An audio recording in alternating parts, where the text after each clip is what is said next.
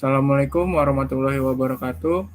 Pada malam hari ini, eh, kami kelompok 13 akan mempresentasikan tentang Securities and Investment. Sebelumnya, terima kasih kepada Bu Tri telah memberikan kami kesempatan untuk melakukan paparan pada hari ini. Selanjutnya, saya akan memperkenalkan anggota masing-masing. Yang pertama dari saya dahulu, sebagai moderator yaitu Satria Rizky Ramadan dengan NRP belakang 05051. Selanjutnya ada rekan saya Cika Putri Kristiana dengan NRP belakang 049 dan ada Belinda Putri Anggini dengan NRP belakang 050.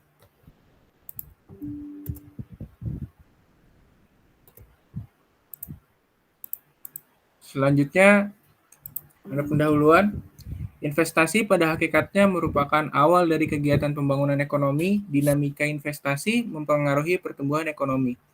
Urgensi pembentukan modal di daerah disorot dan ditekankan oleh Jaris 1987 yang menunjukkan bahwa investasi swasta memainkan peran penting dalam membentuk pola pembangunan di daerah.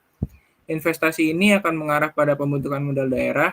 Investasi secara umum adalah semua aset yang tidak dimiliki perusahaan secara tunai dan diharapkan dapat memberikan manfaat ekonomi masa depan berupa kenaikan nilai modal melalui pembagian hasil investasi.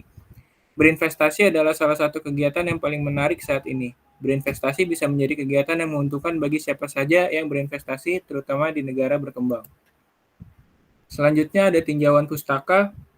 Menurut Tandelin 2010, investasi adalah komitmen atas sejumlah dana atau sumber daya lainnya yang dilakukan pada saat ini, dengan tujuan memperoleh sejumlah keuntungan di masa mendatang.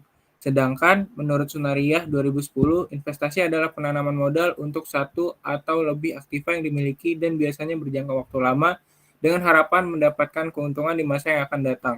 Pendapat lain mengungkapkan bahwa investasi merupakan penempatan jumlah dana pada saat ini dengan harapan untuk memperoleh keuntungan di masa yang akan datang. Selanjutnya kita masuk ke pembahasan. Yang pertama itu ada saham. Saham adalah sebuah bukti kepemilikan nilai sebuah perusahaan. Saham dapat didefinisikan sebagai tanda penyertaan modal seseorang atau pihak badan usaha dalam suatu perusahaan atau perseroan terbatas. Dengan menyertakan modal tersebut, maka pihak tersebut memiliki klaim atas pendapatan perusahaan. Klaim aset atas perusahaan dan berhak hadir dalam rapat umum pemegang saham atau RUPS. Saham juga merupakan instrumen pasar keuangan yang paling populer. Menerbitkan saham merupakan salah satu pilihan perusahaan ketika memutuskan untuk pendanaan perusahaan. Pada sisi yang lain, saham merupakan instrumen investasi yang banyak dipilih para investor karena saham mampu memberikan tingkat keuntungan yang menarik. Selanjutnya ada investasi. Investasi adalah suatu kegiatan menanamkan modal, baik langsung maupun tidak, dengan harapan pada waktu nanti pemilik modal mendapatkan sejumlah keuntungan dari hasil penanaman modal tersebut. Secara umum, investasi dapat diartikan sebagai meluangkan atau memanfaatkan waktu, uang atau tenaga demi keuntungan, manfaat pada masa mendatang. Jadi, investasi merupakan membeli sesuatu yang diharapkan di masa yang akan datang dapat dijual kembali dengan nilai yang lebih tinggi dari semula. Tentu setiap individu yang melakukan investasi harus mengetahui tujuan dalam kegiatan berinvestasi itu sendiri. Tujuan investasi secara umum adalah untuk memajukan tingkat kesejahteraan para investor. Sedangkan menurut Tiliani et al. 2013, tujuan investasi adalah untuk mendapatkan keuntungan dengan tingkat tinggi akan tetapi memiliki risiko tertentu. Selanjutnya ada bentuk investasi. Yang pertama itu ada physical investment atau investasi yang biasa dilihatnya investasinya seperti emas batangan, properti, dan barang berharga. Yang kedua ada financial investment, yaitu investasi berupa produk keuangan yang tidak dapat disentuh. Selanjutnya ada jenis-jenis saham. Investasi pada aset atau faktor produksi untuk melakukan usaha.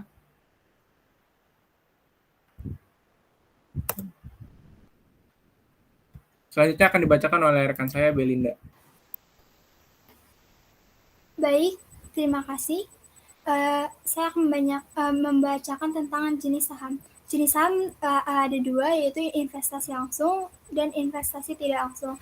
Investasi langsung adalah investasi pada aset atau faktor produksi untuk melakukan usaha atau bisnis, misalnya emas, intan, perak, perkebunan, rumah, tanah, toko, dan lainnya, yang mana investasi ini dapat dilihat secara fisik dan dapat diukur dampaknya terhadap masyarakat secara keseluruhan.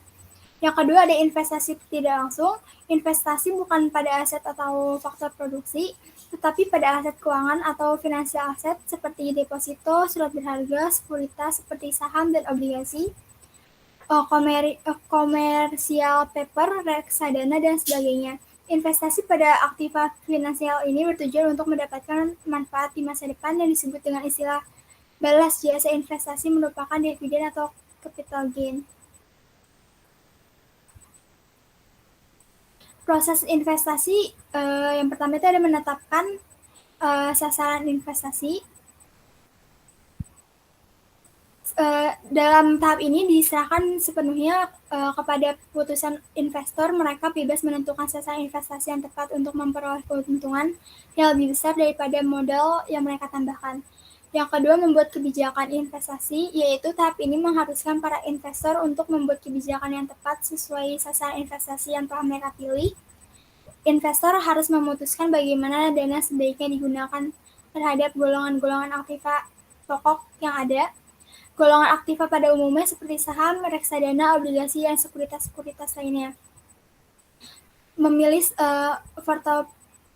strategi portofolio. Tahap selanjutnya adalah pemilihan strategi portofolio. Tentu pada tahap ini investor harus tetap konsisten terhadap sasaran dan kebijakan investasi yang telah dibuat. Strategi portofolio dapat dibedakan menjadi dua strategi, yaitu strategi aktif dan strategi pasif. Strategi aktif adalah strategi yang mengandalkan informasi-informasi yang tersedia dan mengkombinasikan dengan teknik-teknik peramalan untuk mendapatkan hasil terbaik. Sedangkan strategi pasif adalah strategi yang berdasarkan akan kinerja pasar atau diasumsikan pasar akan mencerminkan semua informasi yang ada terhadap harga sekuritas. Memilih aktiva yang keempat. Dalam memilih aktiva yang tersedia, para investor meliputi usaha untuk menemukan kesalahan terhadap harga sekuritas, di mana dalam tahap ini investor harus mengoptimalkan untuk merancang portofolio yang efisien. Manfaat saham. Salah satu manfaat utama saham adalah saham bisa dimanfaatkan sebagai salah satu instrumen investasi jangka panjang atau jangka pendek. Berdasarkan hal tersebut, maka terdapat dua keuntungan yang bisa didapatkan oleh investor yang melakukan investasi saham ini. Yang pertama ada capital gain, yaitu adalah profit yang didapatkan dari adanya selisih harga jual saham yang lebih tinggi daripada harga belinya. Setiap investor saham nantinya akan memperoleh keuntungan sesuai dengan besaran nilai saham yang sudah disetorkan. Yang kedua ada dividen, yaitu adalah nilai keuntungan yang didapatkan dari hasil pembagian dividen secara tunai dari suatu emiten. Dividen adalah pendapatan tambahan yang bisa diraih oleh investor jika mereka membeli saham dari emiten yang memiliki performa pendapatan yang bagus. Kelebihan dan kekurangan manajemen investasi. Yang pertama kelebihannya itu ada 4. Yang pertama dapat membuat pilihan investasi yang tepat, menghindari pembelian aset yang terlalu banyak, dapat memaksimalkan keuntungan, dan yang terakhir dapat menghindari resiko kerugian dengan memerlukan diversifikasi aset. Kekurangan manajemen investasi itu yang pertama pergerakan harga yang fluktuatif berdampak pada keuntungan yang tidak stabil.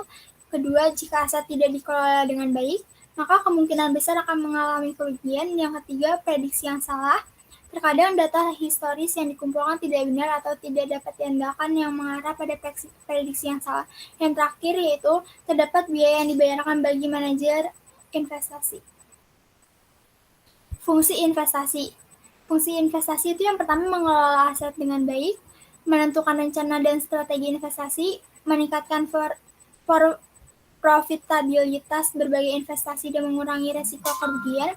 mengupayakan untuk mengoptimalkan portofolio investasi, melakukan penyesuaian portofolio, memeriksa keuangan bisnis dan berinvestasi, memprediksi dan melakukan pemilihan investasi yang memiliki potensi yang bagus. Yang terakhir yaitu melakukan evaluasi efektivitas investasi.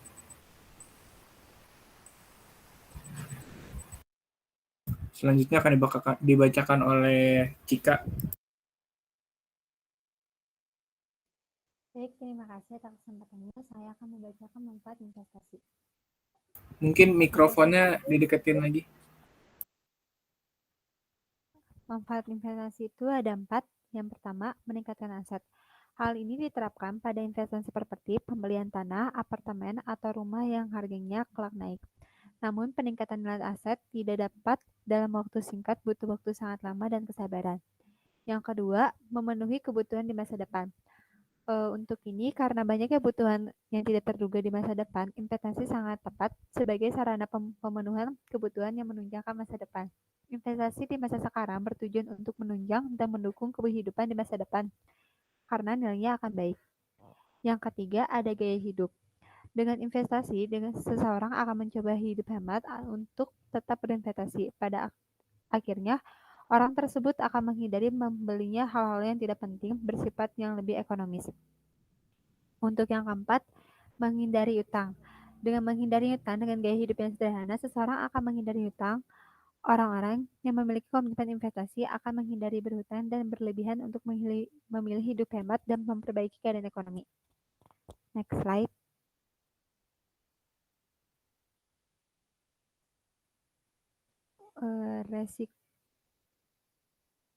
Resiko pada saham yaitu ada risiko edukasi dan tidak ada pembagian dividen dan kehilangan modal.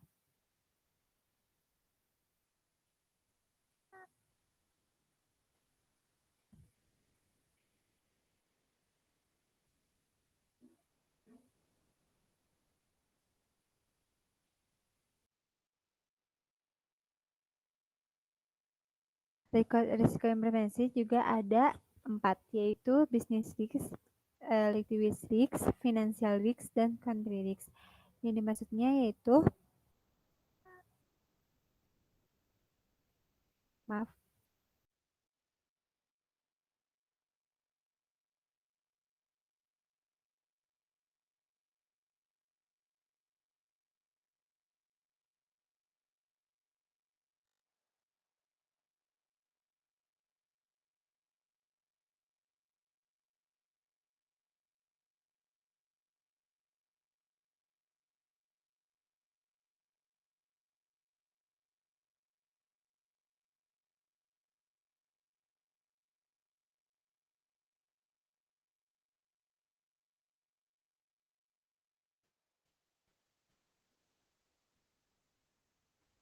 Yang dimaksud dengan resiko likuidasi adalah resiko ini tuh bisa terjadi pada elemen tersebut ya, bangkrut atau para pemiliknya saham mempunyai klaim atas aktivitas perusahaan sesudah kewajiban dari elemen tersebut berbayar. Yang kedua,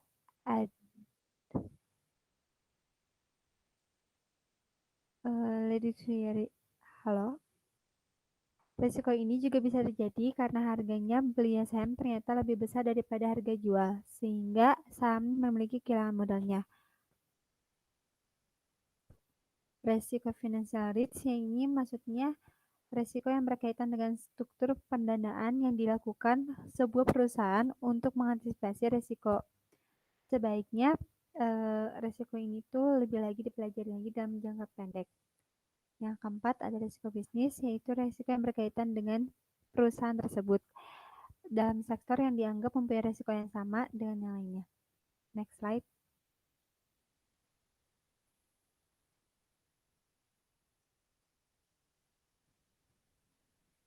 Implementasi. Implementasi ini terdapat 3, yaitu volatility tinggi, serangan fiber, dan 3, penipuan berkedok investasi. Evaluasi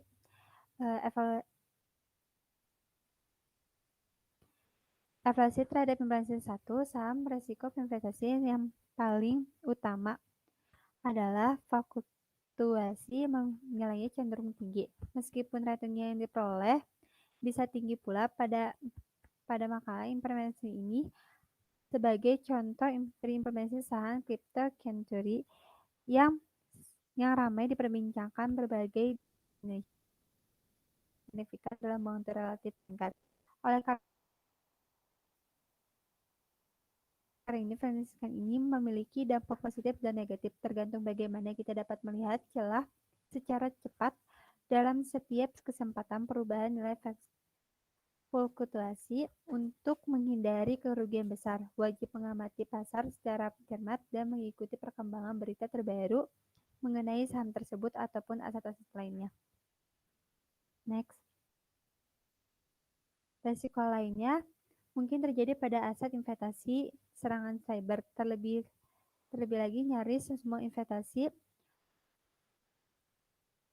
ada saat sekarang menggunakan sistem digital. Sebagai contoh, 1 dari 4 serangan cyber 25,3% terjadi pada sektor keuangan selama masa pandemi COVID-19. Kasus resiko investasi ini tentunya telah menjadi catatan sendiri bagi pemerintah untuk memberikan keamanan terbaik bagi investor.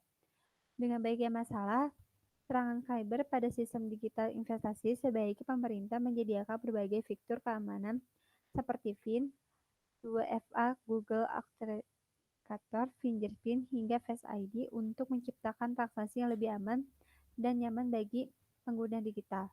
Yang ketiga, investasi memang semakin menarik di masyarakat.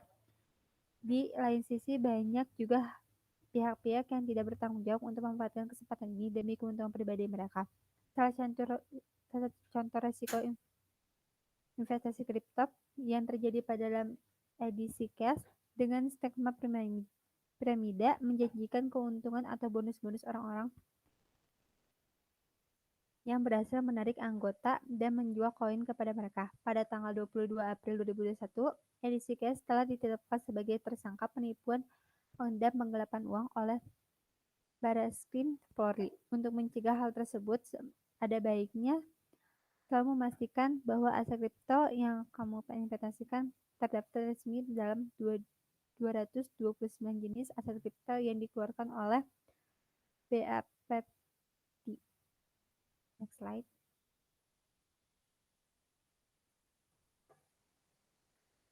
Penutup, saham dan